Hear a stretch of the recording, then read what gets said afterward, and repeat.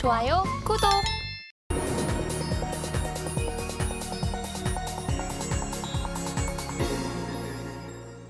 네, 개인 투자자가 아닌 전문가는 장 시작 전 뉴스를 볼 때 어떤 부분에 초점을 맞출까요? 오늘의 일면 헤드라인입니다. 고금리 길어지나 유가 60달러대 반년 내 최저. 헤드라인 풀어주실 분이죠. 헤르메스 스타 김시은 팀장 함께합니다. 어서 오세요. 네, 안녕하세요. 네, 우선 감원 FOMC 회의 결과가 나왔습니다. 우선은 동결적으로 가닥이 잡혔는데 PPI도 나왔고요. 헤드라인 풀어주시죠. 우선 유가가 쭉 떨어졌습니다. 유가 같은 경우는 좀 70달러 아래로 좀 내려왔는데 제가 주목한 부분은 FOMC 결과가 생각보다 굉장히 긍정적이었음에도 불구하고 유가가 70달러 위로 올라가지 않았다는 점입니다. 실제로 좀 우리가 그동안 좀 주목해 볼 점은 점도표에 굉장히 많이 주목을 해왔습니다. 특히 내년 금리 인하 전망을 봤을 때 우리의 생각보다 더 큰 폭의 금리 인하를 기대한다라는 관점에서 보시면 좋을 것 같은데 관련했을 때 물론 미국 증시는 좋을 것으로 보여지고 있습니다. 다만 다르게 생각하게 된다면 연착륙이라는 것이 생각보다 좋지만은 않다는 점. 물론 인플레를 잡기 위해서라고는 하지만 관련했을 때 경기가 둔화한다는 것입니다. 그만큼 수요가 좀 둔화를 한다, 소비가 둔화를 한다라는 측면에서 이해를 해보시면 좋을 것 같은데 그거에 따라서 유가가 70달러 이상으로 올라가지 않은 것이 아직까지는 둔화에 대한 우려가 남아있는 것이 아닌가. 이쪽에 조금 더 초점을 맞춰서 풀어보도록 하겠습니다. 실제로 유가가 좀 굉장히 낮아졌어요. 큰 폭의 하락세가 굉장히 크게 나왔는데 지난 9월에 90달러 위를 넘었던 것과는 다르게 최근에는 70달러에 근처에서 왔다 갔다 하다가 최근에 60달러까지 계속 내려오고 있는 모습이 나와주고 있습니다. 관련했을 때 여전히 경기 둔화에 대한 우려는 계속이 된다라고 보시면 좋을 것 같고요. 특히 미국 같은 경우에는 지금 인플레이션 잡기 위해서 연착륙을 시도를 하는 중이죠. 거기다가 더해서 중국 같은 경우도 원유를 가장 많이 소비하는 국가 중 하나인데 실제 경기 좋지 않습니다. 경기 아직까지 회복이 되지 않고 있고 특히 국가 신용 등급이 부정적으로 하향 조정이 되고 있는 만큼 아직까지 중국 경기 살아난다는 기대감보다는 여전히 부진하고 있다라고 생각을 해보시면 좋을 것 같은데 관련했을 때 여전히 부동산 경기 좋지 않고 있고 지방 경기 부채 굉장히 많습니다. 거기다가 더해서 제조업이라든지 굴뚝 산업이 계속 움직여야 하는데 아직까지 중국 쪽에서는 그런 움직임이 나와주고 있지 않기 때문에 세계를 움직이고 있는 탑2 기업, 탑2 나라가 경기 둔화에 대한 시그널이 아직까지도 나오고 있다는 것은 관련했을 때 유가, 그러니까 원유에 대한 부분도 수요가 둔화가 될 수 있다는 부분. 제가 항상 이제 이 시간대에 나와서 이야기를 하는 게 가격은 수요와 공급에 의해서 움직인다. 굉장히 이야기 많이 드린 것 같아요. 그런데 지금 수요 같은 부분은 계속해서 둔화가 나오고 있는 상황. 시그널 자체가 둔화를 계속 가리키고 있습니다. 그런 공급적인 측면에서도 봤을 때 원유 관련했을 때 공급도 좋을까라고 보면 그렇게까지 좋은 것도 아닙니다. 공급에 대한 부분은 계속해서 늘어나고 있는 상황이라고 보시면 좋을 것 같은데 우선 유가가 떨어지게 된 배경부터 먼저 살펴보게 되면 오펙 플러스 회의에서 자발적 감산을 진행을 하면서 오펙 내부에서 분열이 일어났습니다.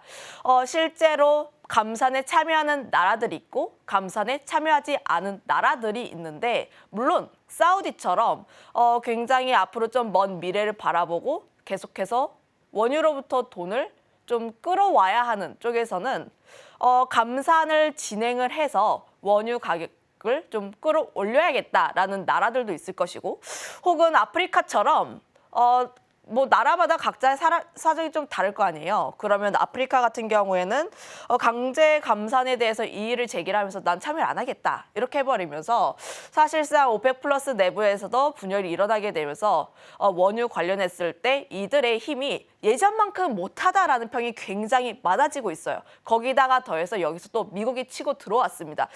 미국 같은 경우가 원래는 바이든 쪽이 내세우는 정책이 친환경 정책, 그러니까 원유라든지 기존의 셰일가스 이런 쪽에 대해서는 좀 회의적인 입장이었는데 최근 미국 같은 경우에는 압도적인 원유 생산국가 1위라고 보시면 좋을 것 같은데 그래프를 한번 보면서 갈게요. 실제로 미국의 원유 생산 추이가 계속해서 급격하게 올라가는 추세를 보여주고 있고 이 수치 같은 경우 2019년도와 좀 비슷한 수치입니다. 미국이 원유를 생산하는 이 수치가 약 하루에 1,300만 배럴 정도가 나오는데 이 수치 같은 경우가 러시아와 사우디보다 더 많다. 특히 사우디 같은 경우에는 1.5배 수준이고 러시아 같은 경우도 아무래도 지금 러시아는 전쟁을 진행 중이다 보니까 원유를 팔아서 전쟁 비용을 조달해야 하는데 지금 러시아보다 약 300만 배럴 더 높은 수치가 나와주고 있단 말이에요. 아무래도 지금 이 원유에 대한 가격 방향성 자체는 미국이 키를 쥐고 있다라고 생각을 해보시면 좋을 것 같은데 제 생각에는 미국이 내년까지는 이 같은 기조를 좀 더 유지할 것으로 보여지고 있습니다. 아무래도 지금 경기 잡아야 하고 인플레 잡아야 하고요. FOMC 점도표가 내년 금리 인하 좀 더 많을 것이다 라고 생각을 하고 있긴 하지만 점도표야 지금 계획이 아니고 전망입니다. 전망이다 보니까 내년 점도표가 다시 한번 또 바뀔 수 있다는 점을 감안을 하면 지금 여기서 안주하는 것이 아니라 경기를 잡기 위해서 더 노력할 것이다 라고 생각을 하고 있어서 관련했을 때 유가 같은 경우에는 공급도 굉장히 많이 나와주고 있는 상황. 거기다가 더해서 미국이 유가를 더 올리려고 하지 않을 것으로 전망하고 있기 때문에 관련했을 때 유가가 조금 더 하방 쪽으로 내려간다라는 생각을 좀 해보시면 좋을 것 같다라는 의견 드려보도록 하겠고 여기서 조금 더 나아가면 일각에서는 이런 이야기도 있습니다. 미국이 이렇게까지 원유를 많이 생산을 해내면 사우디 간의 치킨 게임이 나오는 것이 아니냐. 아무래도 사우디 자체가 원유를 생산할 때 생산 단가 자체가 굉장히 낮습니다. 실제로 사우디가 치킨 게임을 통해서 미국의 에너지 기업들이 좀 많이 부도시킨 사례들도 있기 때문에 관련했을 때 사우디가 원유에서 주도권을 찾기 위해서 치킨 게임을 벌일 가능성이 있다라는 이야기도 나오지만 관련했을 때 제 개인적인 생각으로는 여기까지는 번지지 않을 것 같다. 그 이유가 실제로 2014년 대비했을 때 미국의 주간 석유 시추 장치가 굉장히 큰 폭으로 줄었어요. 약 3분의 1 수준인데 하지만 원유에 대한 생산량 자체는 굉장히 많아졌다는 거죠.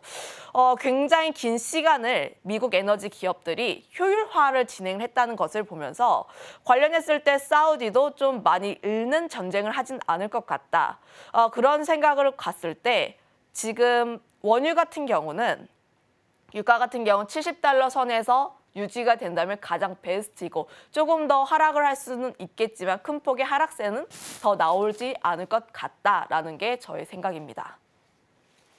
네, 우선 유가가 하방 압력이 더욱더 짙어질 것으로 예상이 되고 있는 가운데 그렇다면 유가가 떨어졌을 때 수혜를 받을 수 있는 섹터와 종목을 찾아야겠죠. 항공주 가지고 오셨을 것 같은데요. 수혜 섹터와 종목 이야기 바로 들어볼게요. 네, 아무래도 유가가 하락하게 되면 좀 대표적으로 수혜받는 섹터 중 하나가 항공주입니다. 물론 경기 전반적인 흐름으로 봤을 때 유가가 떨어졌을 때 우리나라가 과연 수혜일까라고 보면은 그건 또 아니라고 볼 수는 있겠지만 좀 하락을 하게 되면 뭐 대부분의 투자자들이 찾게 되는 게 그러면 수혜 섹터가 무엇인데? 라고 하다 보니까 항공주를 가지고 왔는데 항공주는 저는 지금 매수 관점으로 봐도 좋다라는 의견이고요. 관련했을 때 우선 첫 번째로는 주가가 낮습니다. 실제로 좀 주가의 위치들을 보게 되면 지금 바닥권 11월에서부터 바닥을 딛고 다시 한번 올라와 주고 있는 모습이 나와주고 있어요. 그만큼 가격적으로 지금 현재 접근하기가 굉장히 편하다라고 생각을 해보시면 좋을 것 같은데 그 부분에 있어서도 좀 그렇다고 항공주가 실적이 안 나온 것이냐라고 보면은 그건 또 아닙니다. 물론 지난 6월 때 항공주가 가장 강세 흐름들을 보여주긴 했어요. 하지만 그 이후에 항공주의 하락세가 나왔던 이유가 티웨이 항공의 1분기 실적이 나온 이후, 그러니까 우리의 기대치가 너무 높았던 탓에 항공주가 회복이 되는 것은 보지 않고 실적에 대한 절대적인 수치에만 집중을 했다는 것입니다. 하지만 지금 항공주들의 재무제표들을 보게 되면 계속해서 개선되어 가고 있는 모습들이 나와주고 있어요. 그러면 지금 이 상황에서 항공주를 봤을 때는 지금 현재 실적 조금씩 좋아지고 있고 거기다가 더해서 내년 같은 경우에는 여행에 대한 수요가 더 뒷받쳐주기 때문에 관련했을 때 실적 같은 경우는 더 좋아질 가능성이 높다 이렇게 판단을 해보시면 좋을 것 같습니다. 3분기 LCC 같은 경우도 봤을 때 영업이익 같은 경우 시장에 대한 기대치를 하회하긴 했지만 6개 항공사 영업이익 자체가 800억 원대로 1분기 대비했을 때 소폭 증가한 모습들을 보여줬어요. 실제로 그만큼 실적이 나오고 있다라고 생각을 해보시면 좋을 것 같은데 실적 컨셉에 대한 부분 같은 경우에는 아무래도 계절성에 대한 요인으로 판단을 하고 있기 때문에 관련했을 때 유가라든지 환율에 대한 부분, 그러니까 대외적인 변수가 피크 아웃을 한 시점이기 때문에 지금 현재 시점에서는 계속해서 주목을 해볼 필요가 있지 않을까. 아무래도 항공주 자체가 외부 변수, 그러니까 봐야 하는 매크로 지표가 굉장히 많습니다. 첫 번째는 유가를 봐야 하고요. 두 번째로는 환율, 그리고 세 번째로는 여행에 대한 수요를 봐야 하는데 첫 번째로 우리가 유가에 대한 부분을 봤을 때 떨어지고 있고 두 번째 환율에 대한 부분도 조금씩 안정화를 찾아가는 길인 것 같고 세 번째 여행에 대한 수요를 봤을 때 제 주변에 봤을 때 여행 가고 싶어 하시는 분들밖에 없습니다. 네. 시간이 안 되는 분들이 굉장히 대다수이긴 하지만 연말에 좀 휴가 시즌이다 보니까 관련했을 때 여행을 가려는 수요가 굉장히 많다는 점을 보면 이 세 박자 관련했을 때 지금 바닥권에서 턴을 할 수 있는 시기이다 보니까 관련했을 때 조금 더 긍정적으로 볼 필요가 있지 않을까 이렇게 정리하도록 하겠습니다. 네, 그렇다면 항공주 내에서 우리 김시은 팀장이 생각하는 최선호주 딱 하나만 들어보고 넘어가겠습니다. 어떤 종목 살펴볼까요? 사실 좀 대한항공과 제주항공 쪽을 보고 있는데 대한항공 같은 경우는 수급적인 측면이 굉장히 긍정적이라고 보고 있고 제주항공을 LCC 중에서 가장 최선호주로 보고 있는데 물론 대다수의 LCC 관련 종목군들의 주가 차트 흐름들이 다 비슷비슷합니다. 하지만 LCC 쪽으로 보고 있는 이유가 아무래도 엔저 효과로 인해서 일본 쪽에 대한 좀 선호도가 높다는 점, 그리고 겨울에 대한 성수기 효과로 동남아 노선 쪽으로 확대가 될 수 있다는 기대감으로 인해서 LCC 쪽에서 조금 더 좀 잡아보자라는 생각을 하고 있는데 제주항공 같은 경우를 봤을 때 일본 노선 점유율 1위입니다. 대한항공, 아시아나 제치고 일본 노선 1위이다 보니까 특히 우리나라 사람들이 일본을 굉장히 많이 찾는 것을 감안을 하면 여전히 이쪽에서의 실적이 좀 더 나올 수 있다라고 판단을 하고 있고요. 실제로 3분기 실적도 봤을 때 매출에 대한 증가율이 동종 업계 대비했을 때 가장 높습니다. 그만큼 4분기 실적, 내년 상반기에 대한 실적까지 기대가 되는 부분이 있기 때문에 관련했을 때 제주항공이라는 기업 한번 관심 있게 봐주시면 좋을 것 같습니다. 좋아요, 구독!